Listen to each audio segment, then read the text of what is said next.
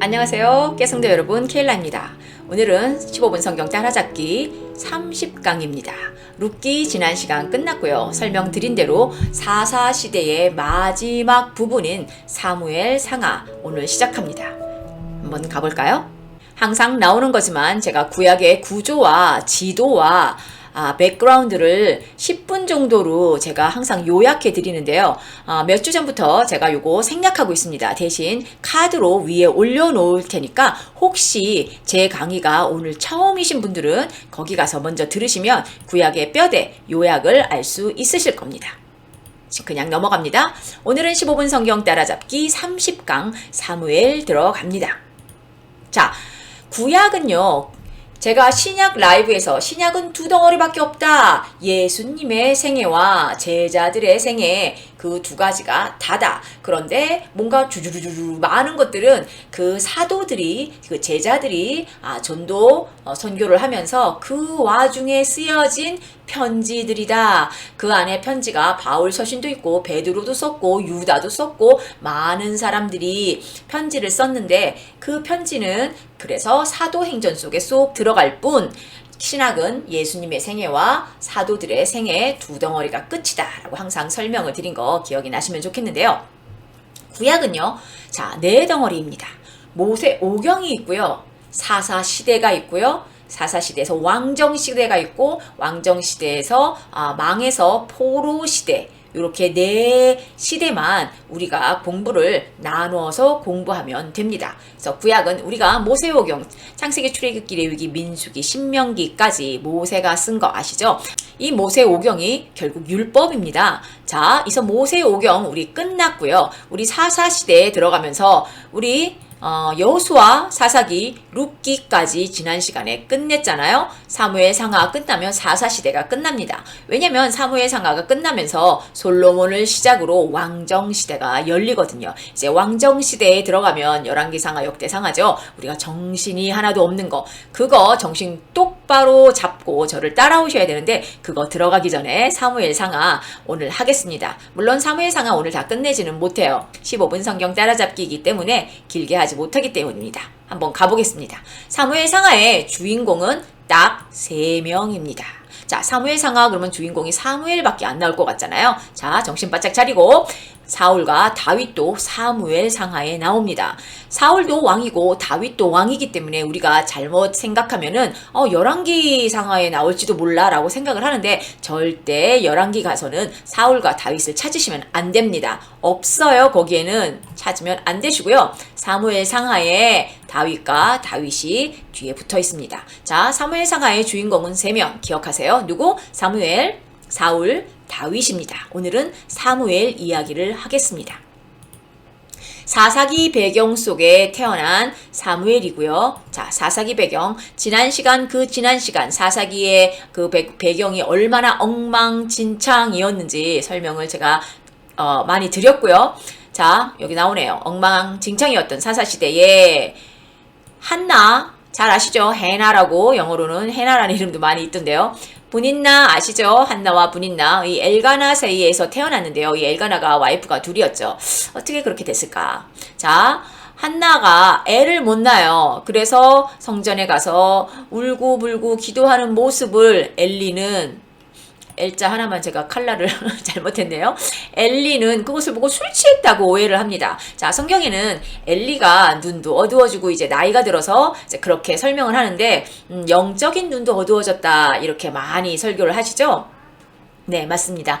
엘리가 제가 말씀을 드렸잖아요. 레위의 타락, 레위인들의 타락, 제사장들의 타락, 영적 지도자들의 타락이 결국엔 사사기를 불러왔는데 그게 이미 여호수아 때부터 시작이 된 거다. 자, 사무엘을 열자마자 우리는 엘리를 만나는데요. 이 엘리 제사장이죠. 이 엘리의 모습을 우리가 주시해 봐야 합니다. 이미 설명을 드렸듯이 여호수아 시기부터 레위인들의 타락을 우리는 엿보고 지금까지 왔는데요. 자, 그런데 사무엘이 태어난 그 시기도 그 엉망진창인 사사 시대였습니다. 장소도 어디냐면요. 에브라임 산지에 있는 라마였어요. 어라? 미가 신상 사건, 레위 첩사건 다 에브라임 산지 레위인이었는데 그때의 시절과 이 사무엘의 시절이 완전 다른 시절이 아닙니다. 같은 시대예요. 같은 시간이에요.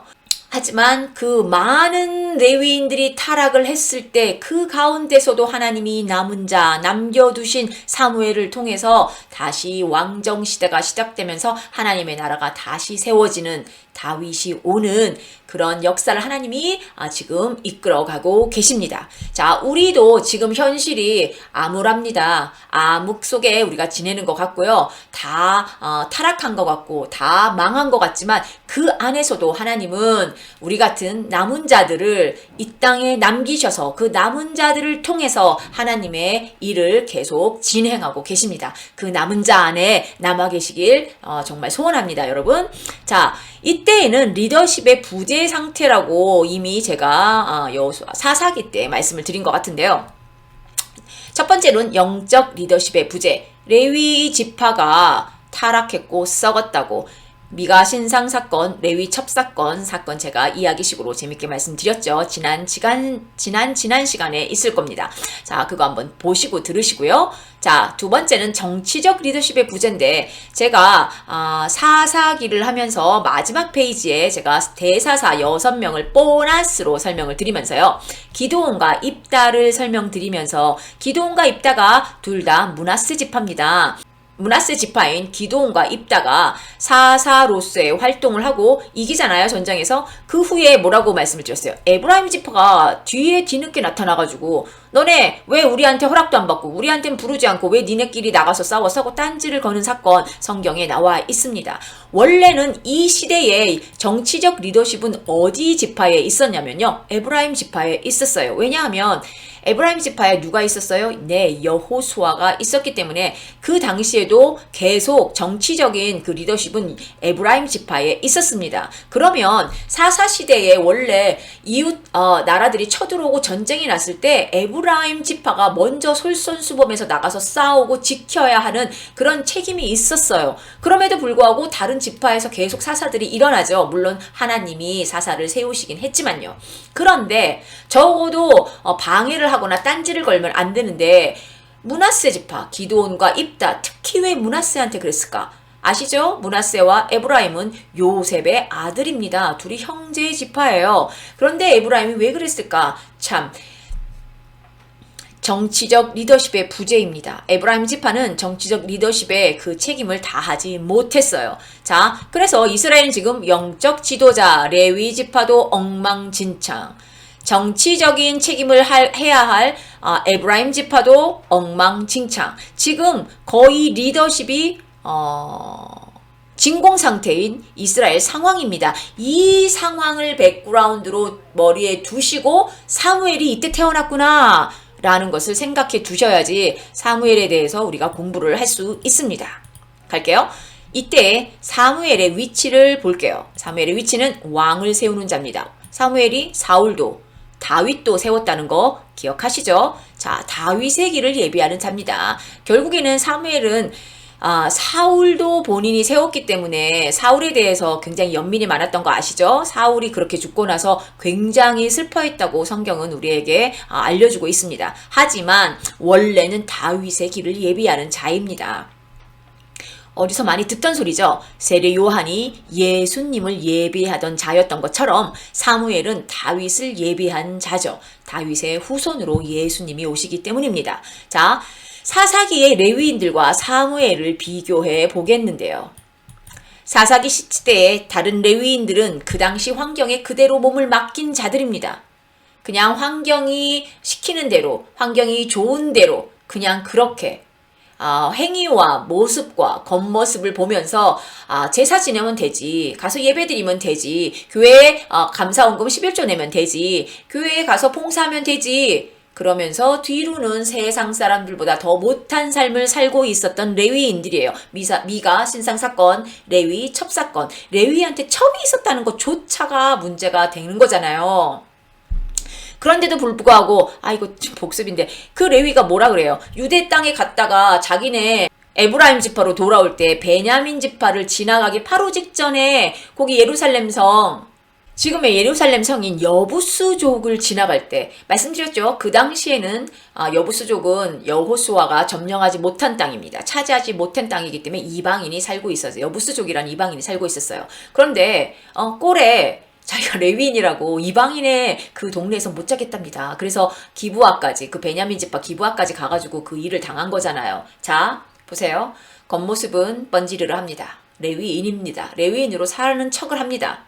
근데 뒷모습은 첩을 거느리고 있던 세상 사람보다 못한 타락의 길을 가고 있었던 레위인들에 비해서, 자, 사무엘은 순종이 제사보다 낫고 너네 삐까뻔쩍하게 예배드리고 시끄럽게 찬양하고 보다 하나님한테 순종, 하나님이 이렇게 살려 그러면 그렇게 사는 것, 겉모습만 회칠한 무덤처럼 그렇게 보이는 게 아니고 진짜 중심으로 여호와의 길을 따르는 거라고 말씀을 하잖아요.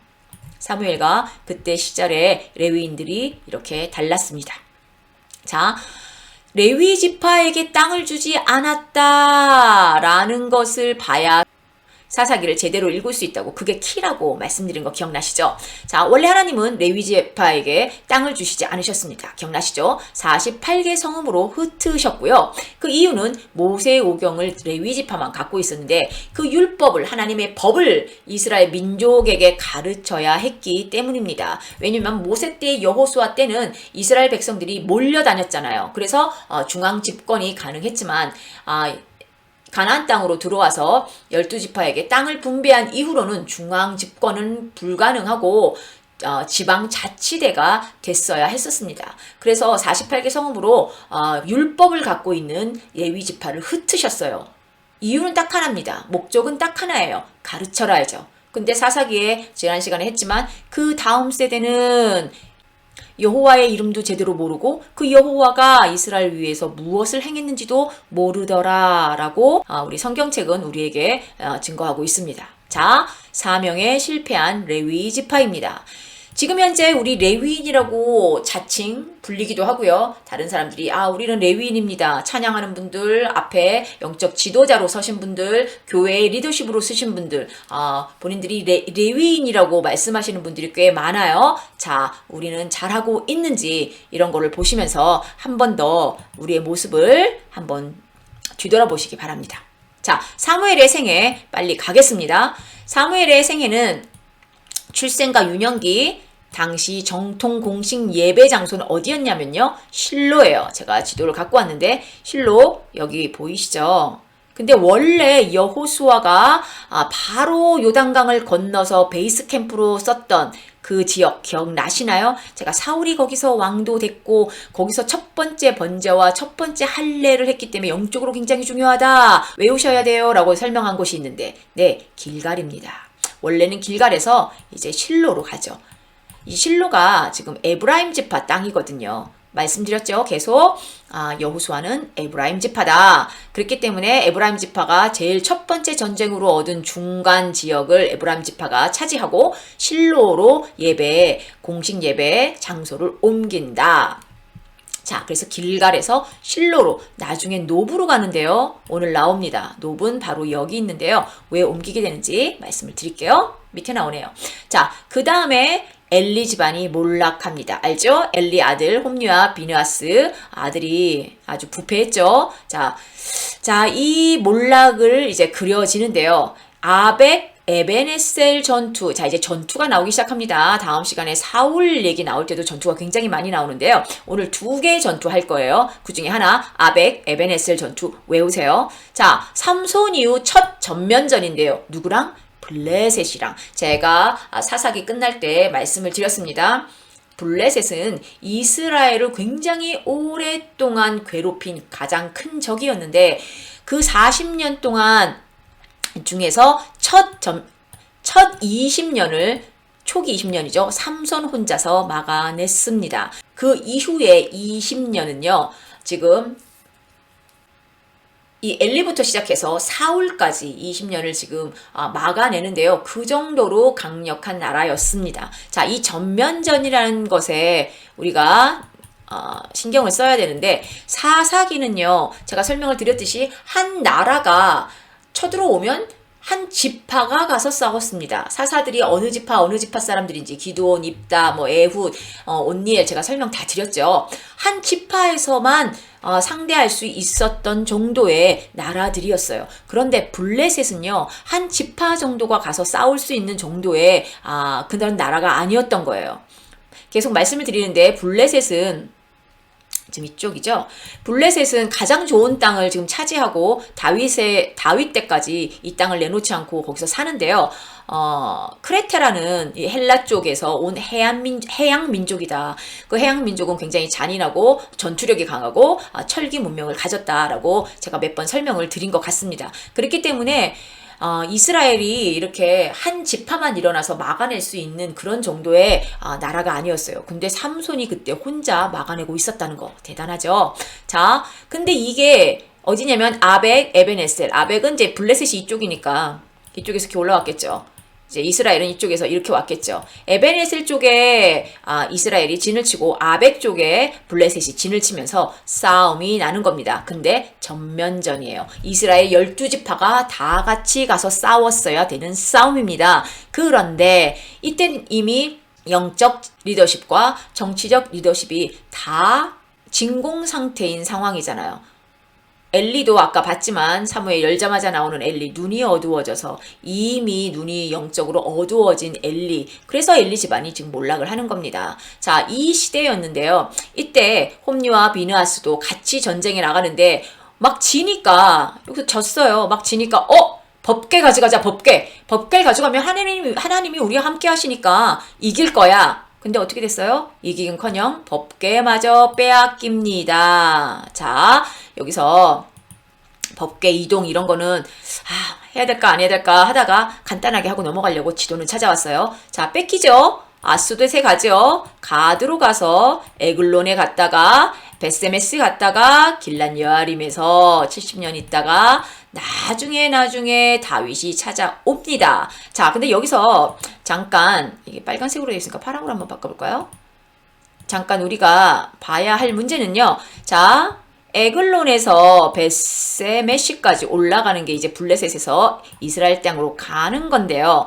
에글론에서 베세메스까지 두 암소, 젖을 떼지 않는 새끼가 있는 두 암소가 그 법궤를 메고 오잖아요.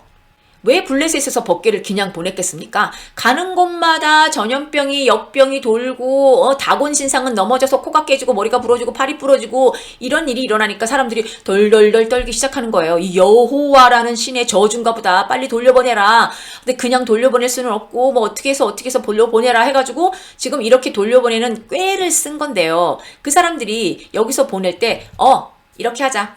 아직 젖을 띄지 않는 암소. 자, 젖을 떼지 않는 암소는 절대 새끼를 떠나지 않습니다. 그런데 그 암소를 두 마리 딱 데려다가 법궤를 실어서 보내는데요. 이렇게 하는 거예요. 자기네들끼리.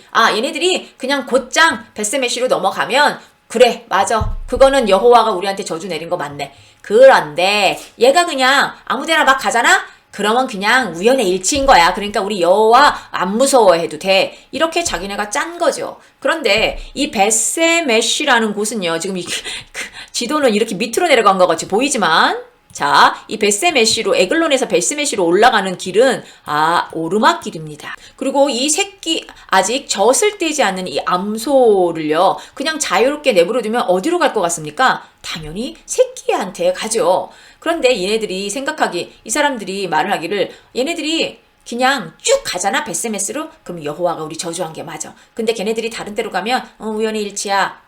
뭐죠? 우연의 일치가 거의 100% 일어날 확률이잖아요. 이게 지금.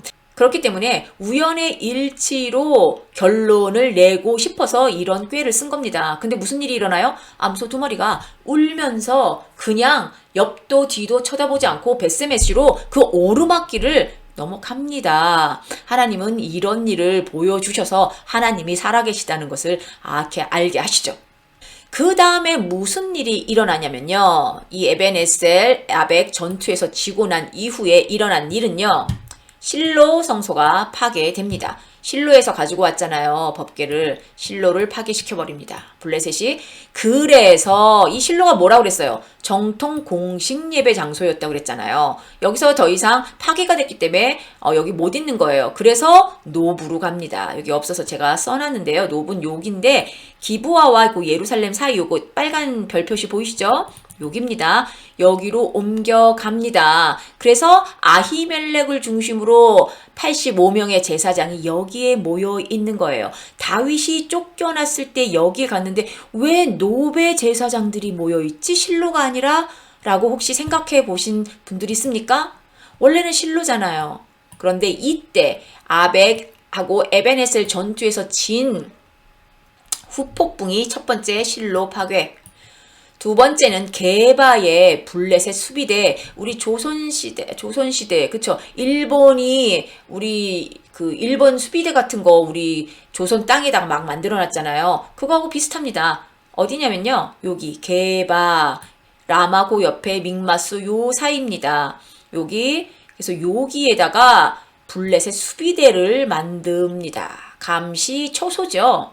자, 세 번째, 이스라엘의 무장 해제입니다. 이스라엘의 칼, 이런 것들 다 빼앗깁니다. 그래서, 나중에 사울이 죽는 전쟁이 이제 다음 시간에 할 건데요. 그때 사울과 아들인 요나단만 칼과 방패를 하나씩 가졌다고 그래요. 그게 언제부터였냐면 이때입니다. 자, 외우세요. 1번, 실로 성소 파괴됩니다. 2번, 게바의 블레셋 수비대가 생깁니다. 3번 이스라엘의 무장 해제, 무기를 다 빼앗아 갑니다. 이게 바로 아벡 에벤에셀 전투예요.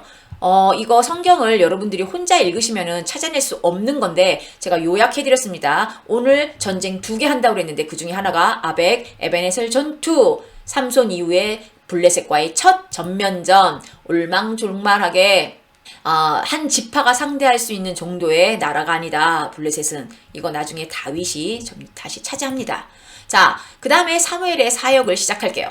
사무엘의 사역의 시작과 미스바 성회, 이 미스바 전투, 이거 두 번째가 미스바 전투입니다. 왜냐면 이 미스바 성회, 우리 미스바 성회 지금도 많이 하시죠. 부흥회 같은 거 할 때. 그 미스바가 이 미스바입니다. 이 미스바는 결국에 목적은 회개의 성회였어요. 이 레위 지파인들, 이 에브라임 지파들, 그들 때문에 같이 타락한 이스라엘 백성들 회개해야 산다. 저는 지금도 우리가 회개해야 산다고 생각하는 사람 중에 하나입니다. 세상이 이렇게 우리가 암흑이라고 생각할 때에는 우리가 회개해야 할 때입니다. 자, 성회를 여는데요. 자, 어디를 돌냐면요. 길갈. 이 길갈 굉장히 영적으로 중요한 곳이라고. 사울이 이제 왕이 될 것이고요. 그 다음에 여호수아가 처음으로 번제를 드리고 할례를 행한 곳이라고 말씀을 드렸고요. 그 다음에 베델, 야곱이 단을 쌓은 곳이죠. 그리고 미스바. 이렇게 세 군데를 계속 매년 돌면서 미스바 성회를 지금 열고 있는데요. 이게 문제가 뭐냐면요. 미스바 바로 턱 옆에 누가 있죠? 게바, 블레셋의 여기 주둔군들이 여기 와 있습니다. 그러니 이스라엘 백성들이 이 미스바에 굉장히 많이 모여 있는 거예요. 이 게바에 있는 블레셋 군사들이 보기에는 이것들이 혹시 쿠데타를 일으키려고 그런 거 아니야? 하고 자기 블레셋에 보고를 하죠. 그래서 쳐들어옵니다. 미스바로. 이게 바로 미스바 전투예요. 미스바 성회와 전투는 같은 곳에서 같은 이유로 일어나는데요. 자, 얼마나 사무엘이 대담한지 보십시오. 이 미스바에 그렇게 사람이 많이 모이면 이 코앞에 바로 게바에 주둔해 있던 블레셋 군사들이 그냥 있지 않을 거라는 걸 이미 알았을 겁니다. 사무엘은. 그런데 거기서 이 미스바에서 하필이면 성회를 크게 열죠. 회개의 성회라고 말씀을 드렸습니다. 쳐들어오는데 사람들이 깜짝 놀래죠. 블레셋한테 전면전에서 완전 당했잖아요. 법궤도 지금 빼앗긴 상태입니다. 자, 그런데 블레셋이 또 쳐들어와요. 그러니 이스라엘 백성들이 얼마나 놀랬겠습니까? 그래서 난리가 났죠. 사무엘 어떻게 좀 해보라고, 이거 어떻게 해야 되냐고, 군대를 모으라고. 그런데 사무엘은 동요되지 않고 조용히 번제를 드립니다. 이 번제를 드리면서 하나님의 직접 싸우심이 보여지는데요. 우박이 막 쏟아지고 우레가 쏟아지고 해서 그거로 인해서 죽은 블레셋 군사들이 훨씬 더 많죠. 하나님이 직접 싸우십니다. 이 모습을 이스라엘 백성들이 봤고요. 다윗도 아마 요나단도 이곳에 있지 않았을까. 그것을 보고 영적으로 배운 청년들이 있었습니다. 자, 법궤까지 동원했지만 전멸한 아벡, 에벤에셀 전투 기억나시죠? 엘리 제사장 때. 그리고 조용히 번제를 지내고 승리한 미스바 전투 한번 비교해 볼까요? 여기에서 우리가 중요하게 생각할 것은 리더의 중요성, 리더의 중심이 어디에 가 있는지. 법궤만 가져가면 하나님이 싸울 거라고 생각했던 그 껍데기 신앙인지, 정말 하나님을 믿고 우왕좌왕하지 않고 급한 상황에 조용히 하나님께 온 마음과 정성과 중심을 다해서 예배를 드렸는지. 자, 법궤는 그 당시에 이 법궤를 우상이라고 얘기하면은 이상한가요? 법궤는 제가 하는 말을 오해를 없이 들으셔야 됩니다. 자, 법궤를 가져갔지만 졌어요. 법궤가 우상이었기 때문입니다. 이스라엘 민족이 이제 앞으로 나올 건데요. 열왕기 하 때 북이스라엘 남유다가 망했을 때 물론 특히 남유다 이야기겠죠. 남유다 사람들이 자기네들은 절대 망하지 않아 라고 교만에 빠질 수밖에 없었던 이유가 두 가지인데요. 하나는 아브라함의 후손은 절대 망하지 않아. 두 번째, 예루살렘의 성전이 있는 한 그 안에 하나님이 계시기 때문에 우리는 절대 망하지 않아. 그 두 가지가 그렇게 이스라엘 사람들이 자기네는 망하지 않는다라고 생각하는 이유였습니다. 앞으로 구약의 예언서를 공부하면 보실 건데요. 이미 읽으신 분들 있으실 겁니다. 하나님이 성전을 떠나시는 장면 혹시 기억하시는 분 계십니까? 하나님이 성전을 떠난 그 성전은 더 이상 성전이 아닙니다. 성전이란 말은 하나님이 계신 곳이에요. 그렇기 때문에 우리 안에 하나님이 계시기 때문에 우리 몸이 성전이라는 겁니다. 천국은 어떤 곳이냐면요. 하나님이 계신 곳이 천국입니다. 하나님의 집이잖아요. 그런데 이 세상에서 하나님과 함께 사는 것이 부담스럽고 싫고 짜증나고 손해보는 것 같은데 어떻게 영생 동안 천국에 가서 하나님과 살 생각을 하십니까? 한번 생각해 보시겠습니까? 자, 그럼 지금 교회는 우리에게 우상인가? 굉장히 예민한 질문이지만 해보고 넘어가야 할 질문입니다. 우리가 교회 안에만 있으면 크리스찬인가요? 우리가 교회만 다니면 사탄의 유혹을 받지 않습니까? 우리가 교회만 다니면 이 세상을 넉넉히 이깁니까? 우리가 교회만 다니면 내 안에 성령님이 계신 겁니까? 이 시절에 엘리 제사장의 아들들이 법궤를 가져가면 전쟁에 이길 거라고 가져갔던 그 법궤는 그들에게 우상이었습니다. 하나님은 거기에 계시지 않으셨어요. 자, 우리의 교회 안에, 우리의 마음 안에 하나님이 진짜 계신지, 예수님이 진짜 계신지 계속해서 우리가 경계하면서 확인하고 살아가야 합니다. 우리 착각 속에 살았다가는 이런 꼴이 될 수도 있습니다. 자, 이 이후에 이제 이스라엘 백성은 왕을 요구합니다. 왜요? 아벡, 에벤에셀 전투. 우리가 왕이 없어서 진 거야. 블레셋 봐봐. 왕이 진격! 앞에서 하니까 사람들이 쫙 나가고 우리가 왕이 있어야 되겠어. 라고 얘기를 하죠. 자, 사무엘이 하나님이 너네 왕이야. 라고 얘기했을 때 이스라엘 백성이 하나님이 왕인 거 알지. 근데 우리 눈에 보이는 왕, 다른 나라들처럼, 다른 민족처럼 여기 보세요. 하나님은 우리에게 너는 세상과 구별돼야 돼. 세상과 같아지면 안 돼. 그런데 이스라엘 백성은 뭐라고 얘기하고 있는지 다른 사람처럼, 다른 나라처럼, 세상처럼 같아지겠습니다. 왕을 주세요. 자, 우리가 지금 하나님한테 기도하고 있는 내용을 한번 생각해 보시기 바랍니다. 나 저 사람처럼, 왜 저 사람은 하나님도 안 믿는데 저렇게 잘 사는데 나는 왜 이렇게 못 살아요? 저 사람처럼 나도 아이들이 잘 됐으면 좋겠습니다. 저 세상 사람들처럼 나도 좀 좋은 집에 살고 싶습니다.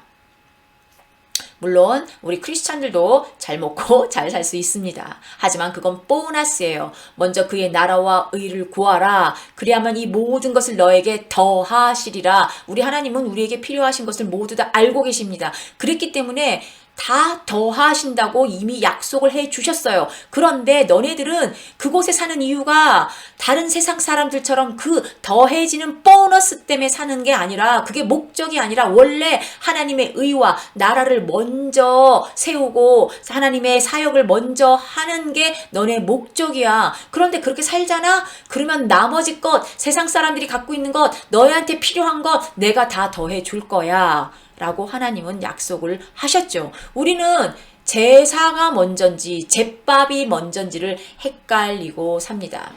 이분 우리 하나님을 제밥을 먹기 위한 하나의 도구로 생각하면서 사는 사람들도 있어요. 물론 본인들은 제대로 된 신앙생활을 하고 있다고 착각할 수도 있습니다. 우리가 그럴 정도로 악하지는 않죠. 일부러 하나님의 이름을 이용하지는 않습니다. 그런데 우리가 모르고 그러는 거예요. 그런 분들이 저는 많다고 그렇게 생각합니다. 우리가 하는 행동이 우리의 이 세상의 삶을 위해서 하나님의 이름을 꼭 지니, 알라딘에 나오는 지니 사용하듯이 뿅 하면 하나님이 해주셔야 되고, 기도하면 응답하셔야 되고, 근데 결국에는 뿌리를 들어가 보면 그 일은 하나님의 나라와 의를 구하는 기도가 아니라 내 의와 내 삶을 위한 기도. 자, 우리가 그 분별을 제대로 할 수 있어야 합니다. 절대 제가 크리스찬들은 가난하게 살아야 된다 그 말 아닙니다. 하나님은 채워주시고 더해주신다고 약속을 하셨어요. 그런데 우리의 존재는 세상 사람들과 똑같이 세상 것들을 우리가 추구하는 사람들이 아니라 하나님의 의와 하나님의 나라를 추구하는 사람들이라는 거, 그런 존재라는 것을 한 번 더 생각해 보시는 그런 오늘 하루가 됐으면 좋겠고요. 다음 시간에 이제 사울 들어가겠습니다. 오늘 사무엘 이야기 끝났고요. 사무엘부터도 벌써 전쟁이 2번이나 나왔죠. 다음 시간에 사울은 전쟁이 조금 더 많이 나옵니다. 그리고 사울은 그 전투에서 또 죽죠. 마지막까지 블레셋과 평생을 힘들게 싸우다가 결국엔 블레셋과의 전쟁에서 죽습니다. 자, 그거 다음 시간에 전쟁을 또 요약 정리하면서 또 뼈대를 세워 드릴 건데요. 자, 오늘 사무엘 이야기 어땠습니까? 자, 아시는 분도 있고 처음 들어보시는 분도 있고 알았던 건데 이렇게 연결을 시키지 못하신 분들도 계실 겁니다. 제가 이렇게 해드리는 사람이니까 이럴 때 하나하나 이렇게 제가 탁탁탁 던질 때 탁탁탁 잡아서 드시면 좋겠고요. 복습만이 살 길입니다. 계속 반복해서 들어주시면 참 고맙겠고요. 다음 시간에 우리는 사울과 함께 다시 만나 뵙겠습니다. 지금까지 깨어있는 성도님과 함께한 케일라였습니다. 감사합니다.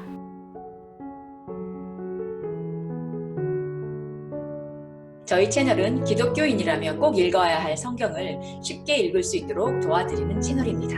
그리고 우리의 신앙을 마지막 때까지 굳건하게 홀드하고 킵할 수 있도록 같이 동역하는 채널입니다. 주위에 혹시 성경 읽기를 어려워하시는 분들에게 저희 채널을 소개해 주세요. 감사합니다.